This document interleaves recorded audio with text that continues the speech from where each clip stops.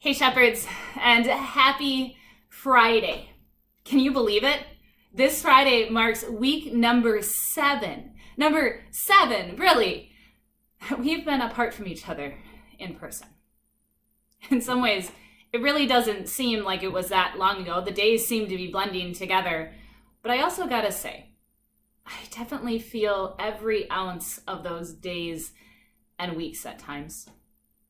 And yes, this week of being apart from one another, especially at home, for me and for my family. Because this past week, my family experienced the death of 2 who were very close to us. A close family friend who grew up in my home congregation, whom I grew to know and love, passed away late last week. And early this week, my grandmother Kennitzer also died.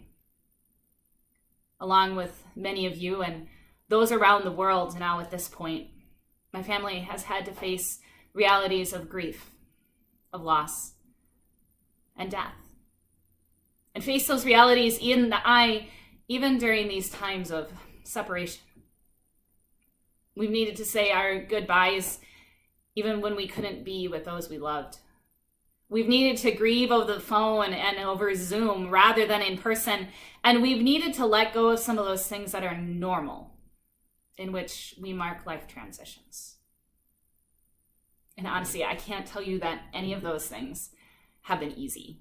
In fact, there are days that it's made me want to punch COVID-19 in the face. How dare COVID take all of this stuff away from me, away from my family, away from those I love?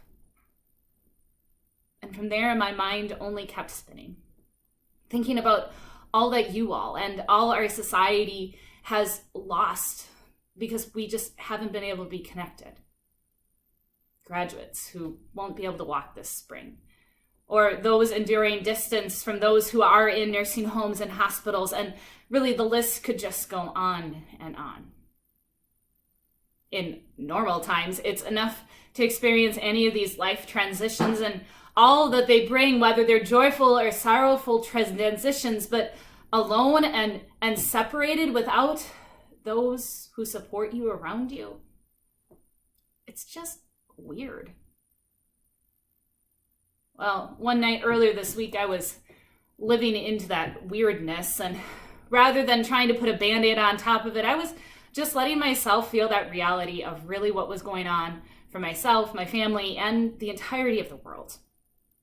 At the same time that I was doing some dishes, I had Pandora up on my TV and was listening to a station, and all of a sudden a song by Death Cab for Cutie, a band, a song came up by then called What Sarah Said.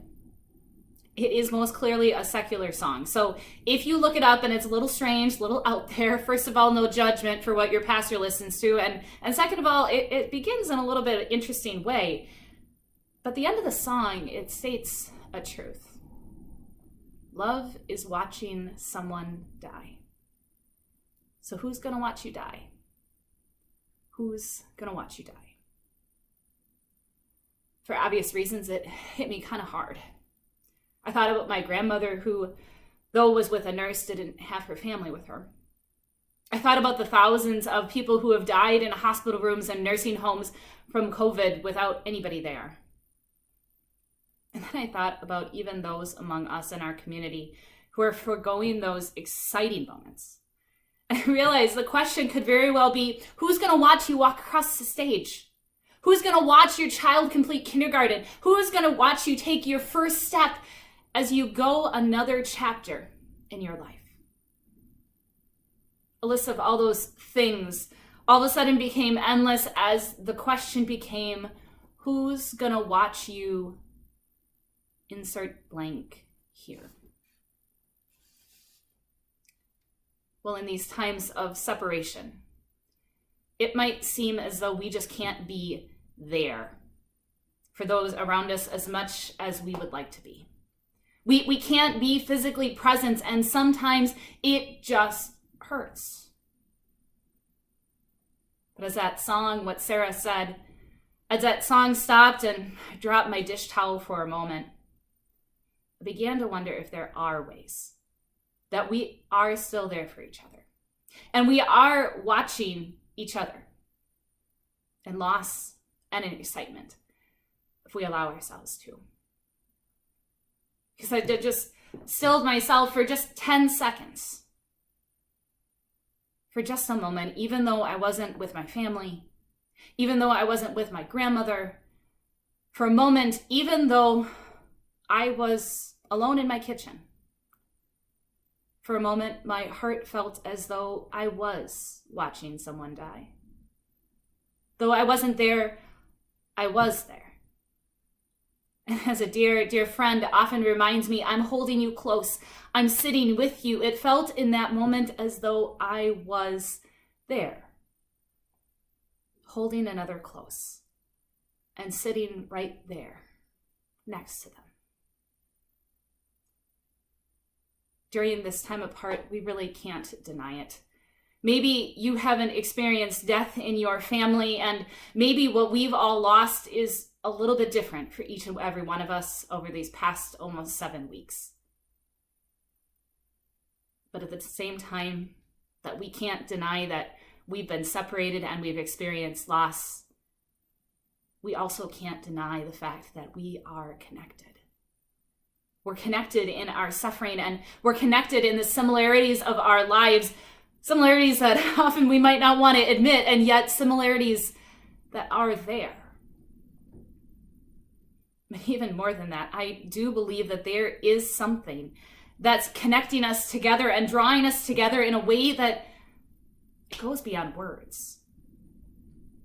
It's that divine breath, that good shepherd that gathers us, as Psalm 23 tells us, as one in the house of the Lord.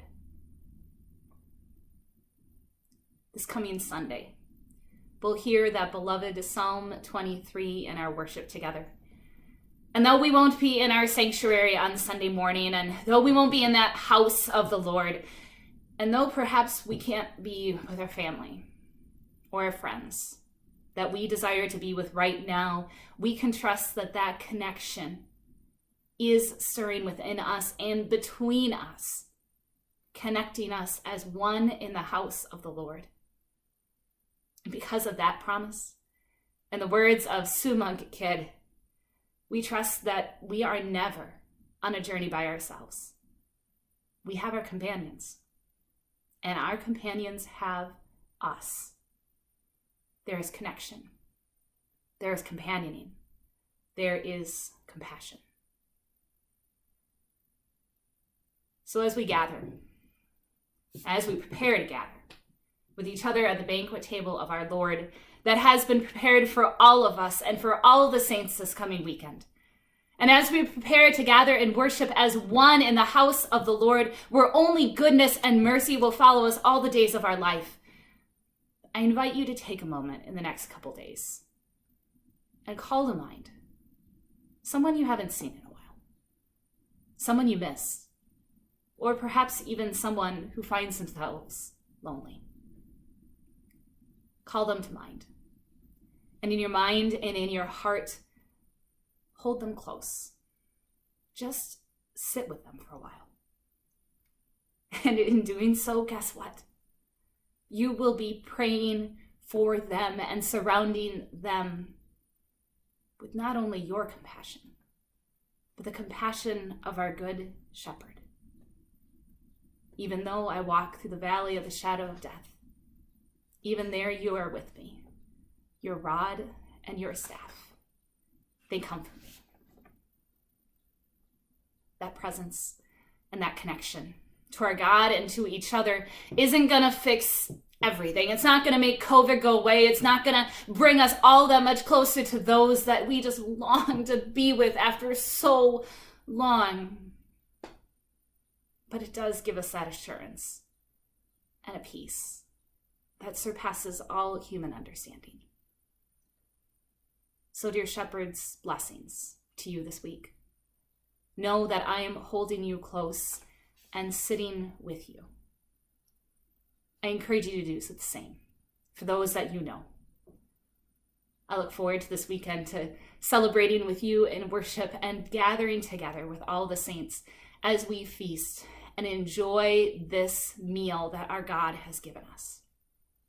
Until then, may Christ's peace be with you. And may God's light, the light of our good shepherd, continue to lead you and all your companions in right pathways. We'll talk to you again soon, shepherds.